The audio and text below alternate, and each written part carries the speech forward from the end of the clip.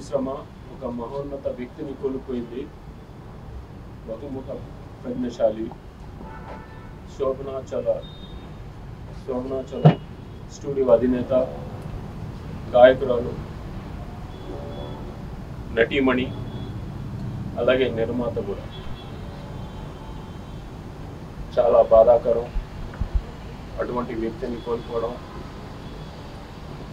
మా కుటుంబ సభ్యుల్ని పోగొట్టుకున్నట్టు మా బాధ. అలాగే మా నాన్నగారి చదివించే ప్రారంభమైంది. అంటే వారి మొట్టమొదటి చిత్రం మన దేశం రిలీజ్ అయింది ఈ సంస్థతోనే. వీరే నిర్మాతలు. మా నాన్నగారిని ప్రోత్సహించి ఇంతటి వాడిని చేసిన ఘనత వీరికే దక్కుతుంది. వీరి కుటుంబానికి మేము చాలా, మా నందమూరి వంశం చాలా రుణపడి ఉంటాం. అలాగే మొన్న వజ్రోత్సవం జరిగింది విజయవాడలో. అక్కడ ఆవిడని కలిసే భాగ్యం నాకు దక్కింది. ఆవిడని ఘనంగా సన్మానించాం. ఆవిడ నిండు నూరేళ్ళు జీవించి ఆవిడ జన్మకి ఒక సార్థకం చేసుకున్నారు.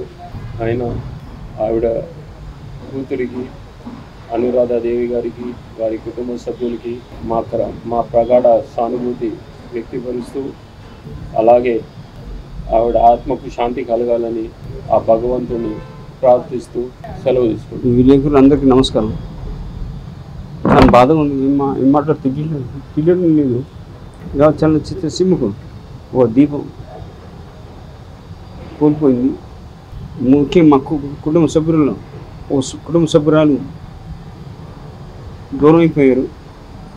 కృష్ణవేణమ్మ గారు 1949లో మన దేశం చిత్రం ద్వారా మా నాన్నగారిని నందమూరి తారక రామారావు విన్నితని పరిచయం చేసిన మా తల్లి కృష్ణవేణమ్మ గారు. మరి చాలా సీమకి కాకుండా మా కుటుంబ సభ్యులు, ముఖ్యంగా నాకు అన్నట్టు కుటుంబ సభ్యులు సభ్యులుగా కోల్పోయాము. అన్నయ్య గారు అన్నట్టు, మోహన్కృష్ణ గారు అన్నట్టు మన విజయవాడ వజ్రోత్సవం డిసెంబర్ 14న జరిగింది. వజ్రోత్సవం ఫెలిసిటేట్ చేయడం జరిగింది. ముఖ్యంగా నాకు అదృష్టాన్ని ముందు ఆవిడ ఆశీస్సులు తీసుకున్నాను. ఆవిడ కాళ్ళకి దండం పెట్టాను.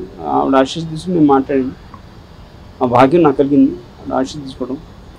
అలాగే వారి ఆశలు ఎప్పుడు ఉండాలని మా కుటుంబం తరఫున వారి కుటుంబానికి ప్రకటన తెలియజేస్తూ మా కుటుంబం వెన్నట్టు ఉంటామని చెప్పి సేవ తీసుకుంటాం. తారక రామారావు గారు చరిత్ర, వారినే హీరోగా వెండి తెరకి పరిచయం చేసినటువంటి గొప్ప మనిషి కృష్ణవేణమ్మ గారు. అన్నగారి భావజాలాన్ని భావితరాలకు అందజేయాలని అన్న ఎన్టీఆర్ లిటరేచర్ కమిటీ మేము చేసే ప్రయత్నంలో భాగంగా వారి శత జయంతి ఉత్సవంలోనూ, అన్నగారి సినీ వజ్రోత్సవంలోనూ కృష్ణవేణమ్మ గారు పాల్గొన్నారు. అప్పటికే ఆమెకు 100 సంవత్సరాలు.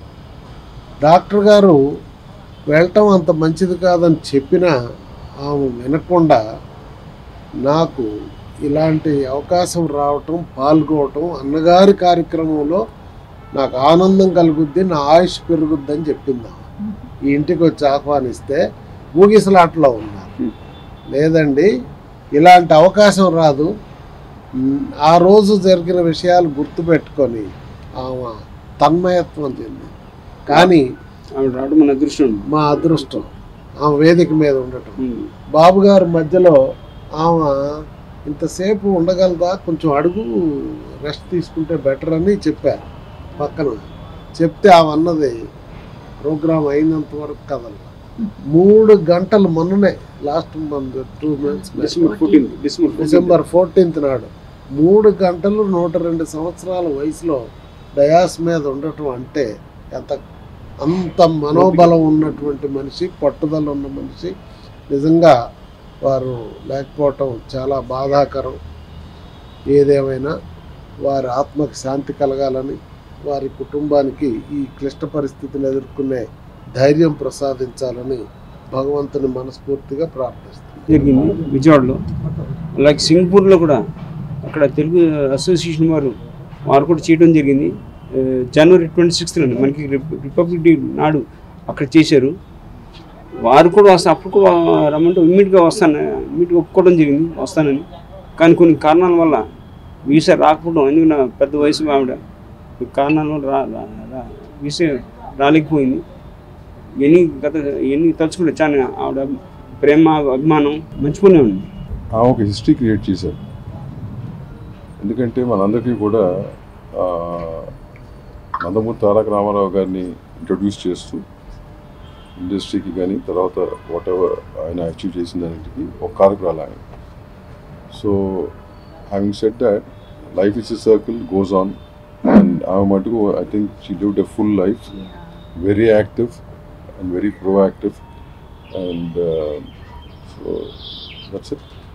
చాలా యాక్టివ్ ఆమె. ఎందుకంటే నేను కొన్ని ఒకేషన్స్లో ఆమెని కలవటం జరిగింది స్టేజ్ మీద. అండ్ ఆ ఏజ్కి ఆమె మెమరీ పవర్ కానీ ఆమె యాక్టివ్నెస్ కానీ హ్యాట్స్ ఆఫ్ టు హర్.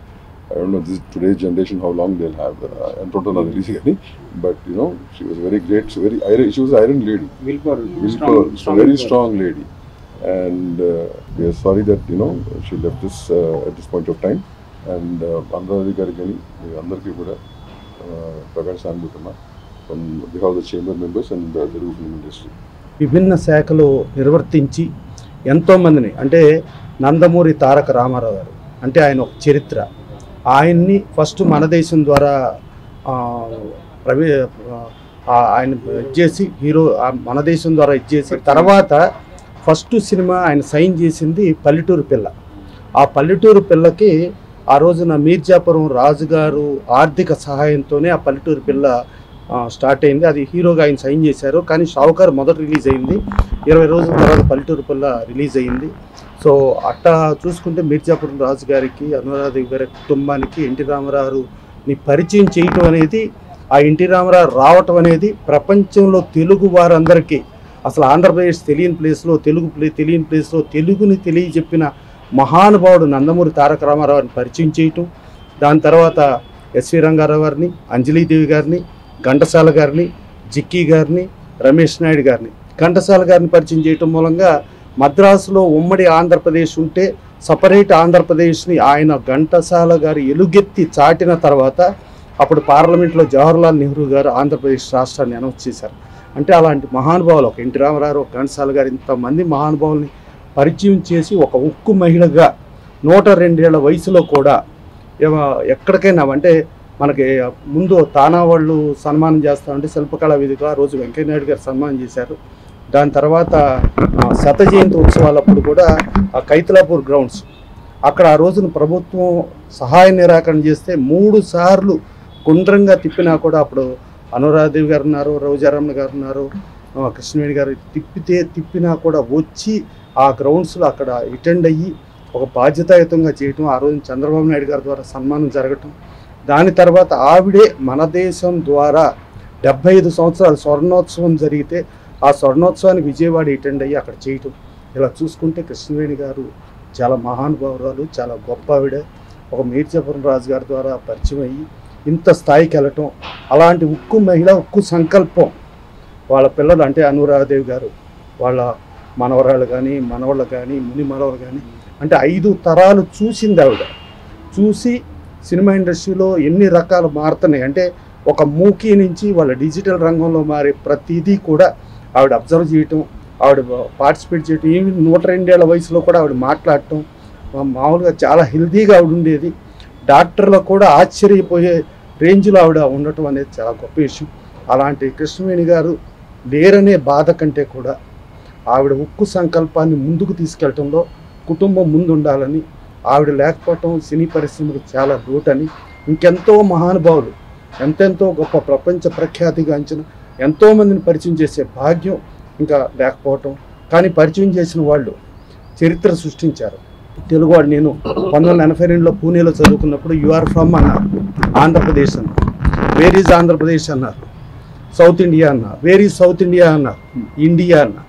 అట్లాంటి పూణేలో మా ఎన్టీ రామారావు 82లో వచ్చిన తర్వాత ఐఆమ్ ఫ్రమ్ గుడివాడ అంటే గుడివాడ తెలుసుకున్నారు. గుడివాడని కూడా ప్రపంచానికి తెలియజెప్పి తెలుగుని తెలియజెప్పిన నందమూరి తారక రామారావు గారిని పరిచయం చేసి నందమూరి తారక రామారావు గారి ద్వారా తెలుగుకి ఒక కీర్తిని ఒక ప్రతిష్టని క్రియేట్ చేసిన మహానుభావురాలు కృష్ణవేణి గారు. డెఫినెట్గా ఆవిడ సంకల్పం ఆవిడ ఆశయాల్ని ముందుకు తీసుకెళ్ళి ముందుకు నడిపిద్దాం.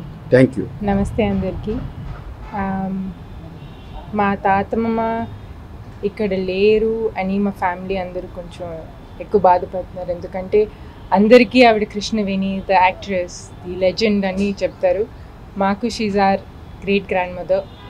ఎంత ప్రేమగా ఆప్యాయంగా అందరినీ పెంచారు. So we feel very blessed to be her family.